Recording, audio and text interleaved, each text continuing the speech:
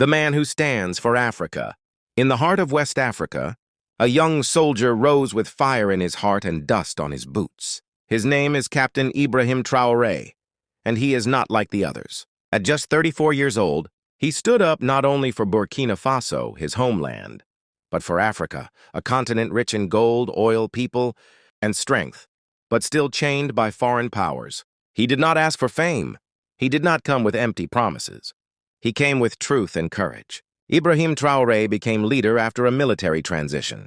But unlike many before him, he spoke loudly about freedom from the West, especially from countries and organizations that claim to help Africa, but often take more than they give. He asked one question that echoed across borders. Why are we poor in a land full of gold? He told the people the truth, that many of the mines in Burkina Faso were owned by Western companies, not by the people. The same land that holds riches was feeding other nations, while children at home were going hungry. Schools were broken, roads unfinished, hospitals had no medicine. Yet gold and resources flowed out like rivers to Europe, to America, to companies that never set foot in dusty villages. The West became uncomfortable. News outlets began calling him a danger, a threat, and unpredictable. But to many Africans, he became a hero, a brother, and a voice they had waited for. He said no to the same foreign military presence that had stayed for years, promising to fight terrorists but doing very little. He called out the lies. He believed Africans could protect their own land. He believed in unity with Mali, Niger, and others who shared the same pain. But the more he stood, the more pressure came.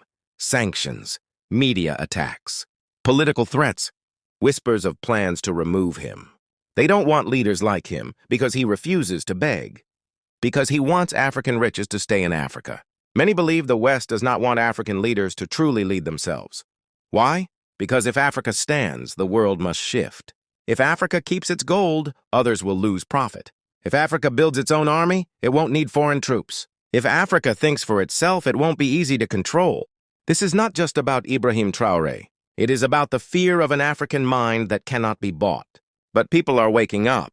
They are watching. They are learning. The soil remembers.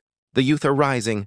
And though the fight is not easy, the spirit of independence is growing stronger. Ibrahim Traoré may be young. He may have enemies.